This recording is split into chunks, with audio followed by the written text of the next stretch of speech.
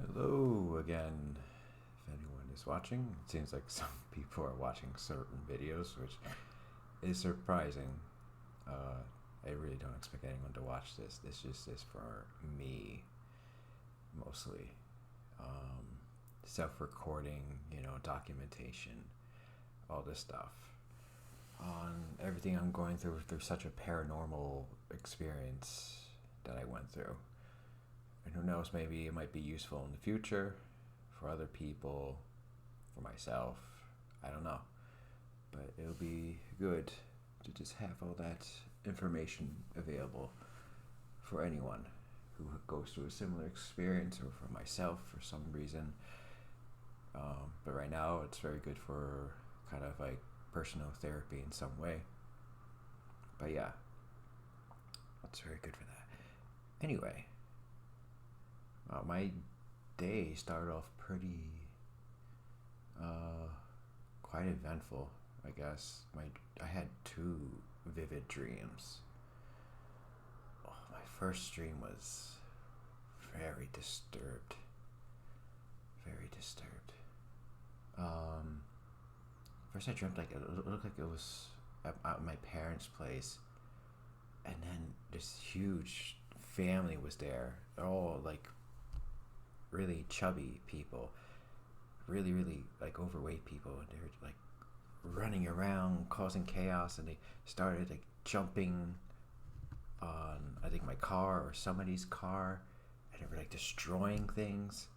It's just this huge family just here, just destroying everything.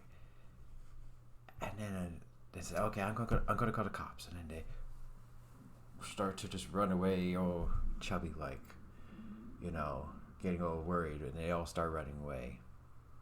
And then something about me says, "Oh, they're recorded and whatever."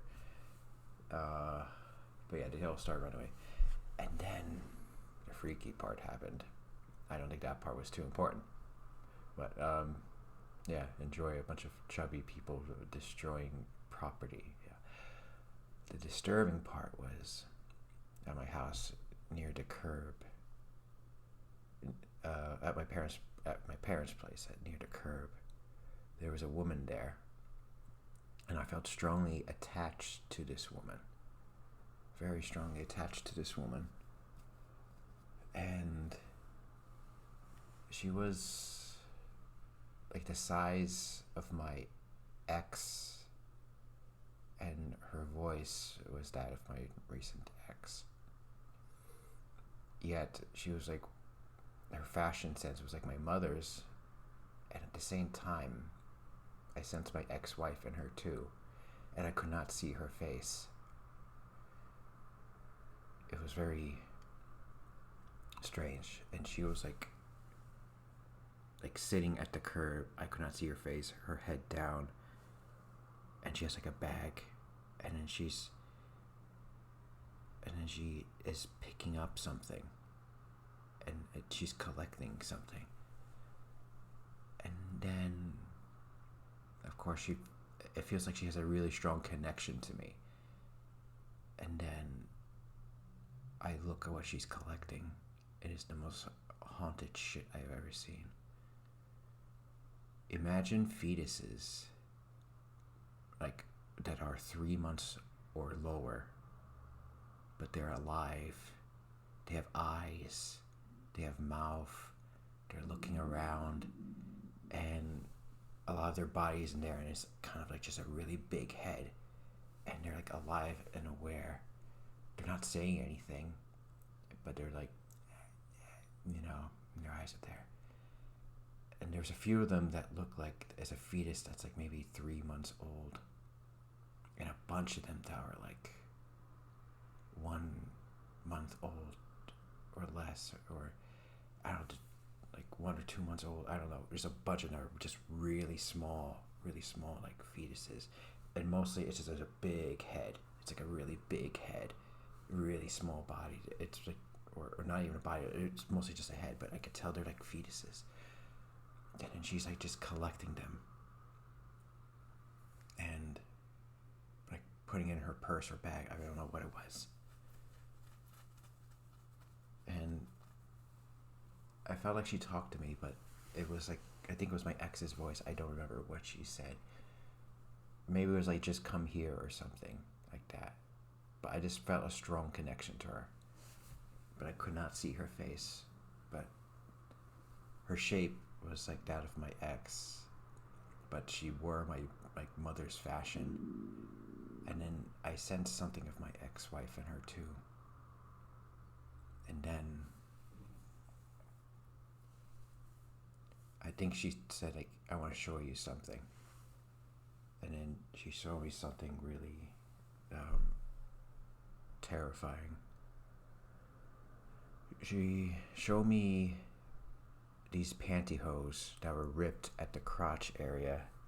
It had a bunch of like sexual residue all over them.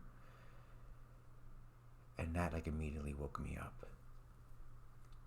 And immediately my thoughts went to one really horrible day I had.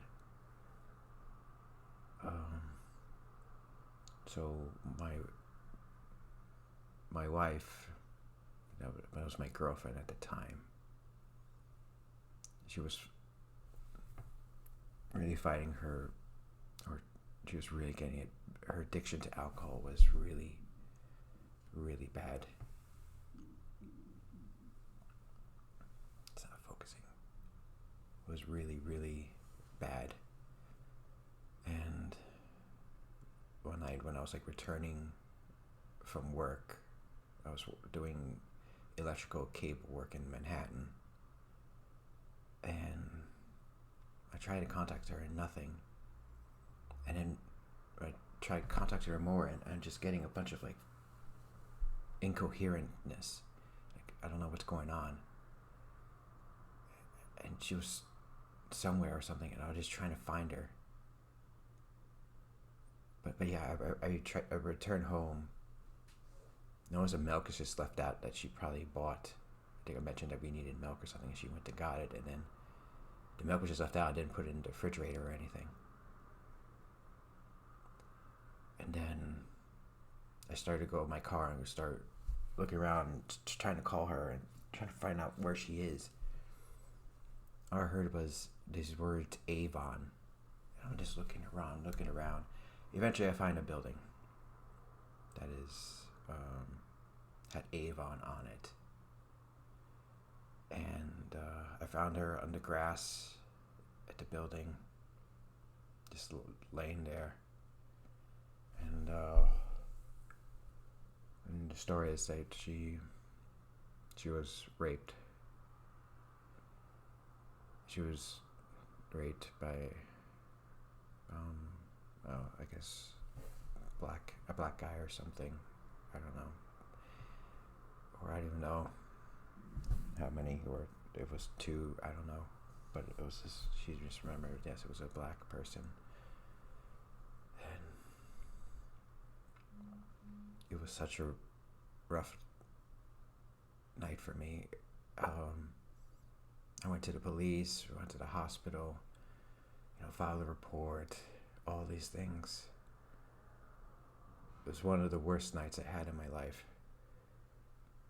And in her case, when I talked to her about it in the future, she was so intoxicated, not knowing what was going on or anything, that she says that she barely remembers the night. And I think whenever it happened, she was probably on more drugs or something. But yeah, she barely remembers the night, but man, I remember that night so much. And yeah, I just remember just the feeling of so much anger. For a little while, I was like actually a little racist towards black people for a little bit. Like I'm not now, but at the time I was. Just thinking, oh yeah, of course they would do it, that type of thing, and all that shit. I was like, how dare they? And yes, I just had so much anger and powerlessness, and like, I, of course I loved her so much, and I just felt like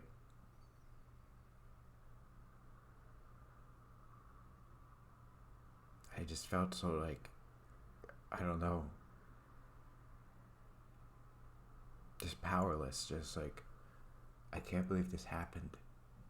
Just, why did this happen? Just,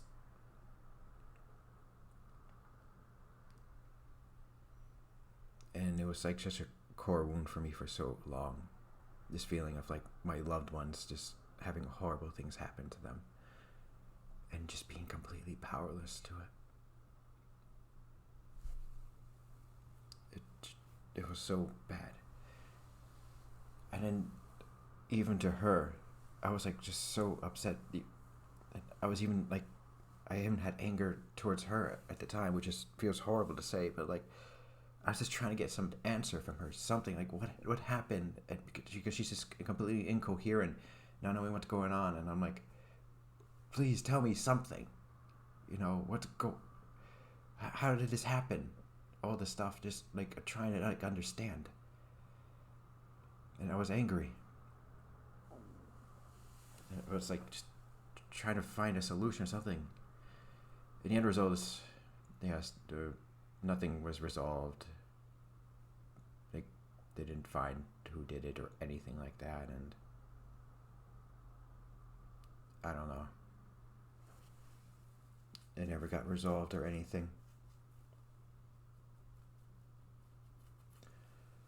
And I think it was a very important dream to have, to bring that up. This whole time I've been really struggling and letting go, and that I feel maybe the timing is good, because I don't know, but things will happen to my loved ones and I will be powerless. There's nothing I can do, and I need to accept it when it happens. I need to just accept it, that bad things will happen. Loved ones might die. That might happen. They might experience lots of pain, lots of suffering, many things. And there's nothing I can do to prevent it. I can do my best for my own life, make my own decisions, but I have no real charge of anyone else's life. I can't do anything. And in her case, it's horrible what happened to her. And yes, that shouldn't have happened. But at the same time, from the sound of things, she made choices that led to that outcome. She decided to go with these people, and she decided, I guess, to go in the car or something, and then it led to what happened. And of course, she should have known better. And of course, she was intoxicated. She couldn't make any clear judgments or anything. But it was good to have that today. Just more surrender for the most part, that like I have no control over things that happen. Things will happen. My loved ones will experience lots of pain, and there's nothing I can do. I had another dream too. I'll try to make this one short because there's other things to go through. It was this generally a dream about my sister. And the dream was like mostly targeted to me towards my sister. When I last saw her in the United States recently, I made it so like I was just so concerned about her, how hard she works, how much she pushes herself, and I was just so concerned about her. She sometimes does 12-hour shifts, and I know it's killing her body, and I just worry. At the same time, though, I said all that, but I didn't say what was also important. Of course, that's maybe more important that she takes better care of herself, but at the same time, I should have said I'm always proud of her. And yes, it's great how hard she works. And she's really just puts so much work into what she does. But yeah,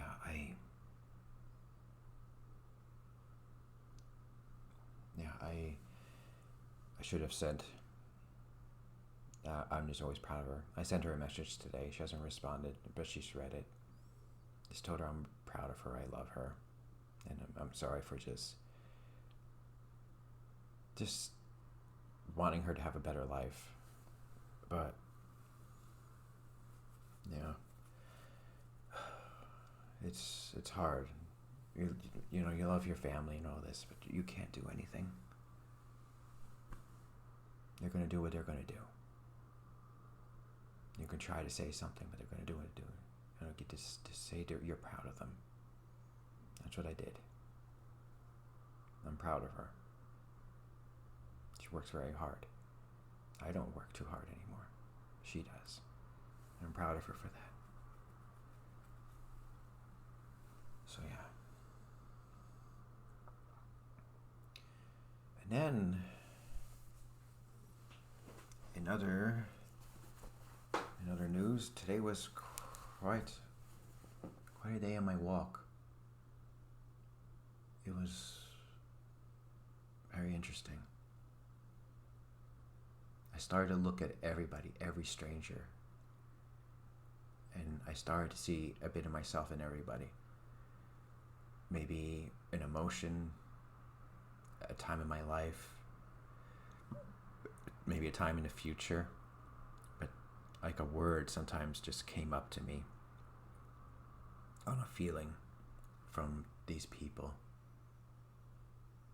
And I just felt like I saw a bit of myself in everybody. I saw all these strangers.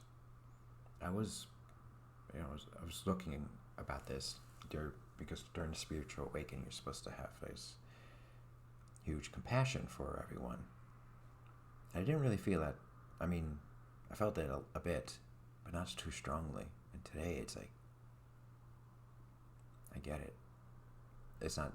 It's better, but it's not all the way there yet. I do have stronger compassion, it seems, for everyone, but it's interesting. It's interesting growth either way. And I was experiencing this in little doses over the past month, but this one was like a big feeling on it. It was a very interesting feeling. So, yeah, it was quite an amazing walk today. Just looking at strangers and seeing a bit of myself in them, seeing a bit of myself in everyone. The hardest were, of course, older people, but I still started to feel a little something, and maybe something I didn't fully understand yet, but I still felt something. It was very easy to identify, other guys, younger people than me, male or female, doesn't matter. I was able to see a bit of myself in everybody. And it was a very just interesting feeling. And of course, the older people, I felt something. And maybe, yes, a word did come up for some of them. But, yeah, it was a very interesting feeling. Just feeling like I have there's a bit of them all in me, or vice versa. There's a bit of me in them. All this. I really started to feel that. And there's a lot of bits of traces of this feeling over the past month that made me feel a bit more to everyone. And this one today just felt very strong. So yeah, quiet day today. And I guess that's it for now. Other than that, I'm feeling very good today. Yes, the dreams are horrifying. Like both of them in their own different way. And other than that, it's been a good day for the most part. No complaints. But quite a day. But yeah, other than that, I guess good video. And see you next time. And I don't know, have a good day, whoever's watching. All right, bye-bye.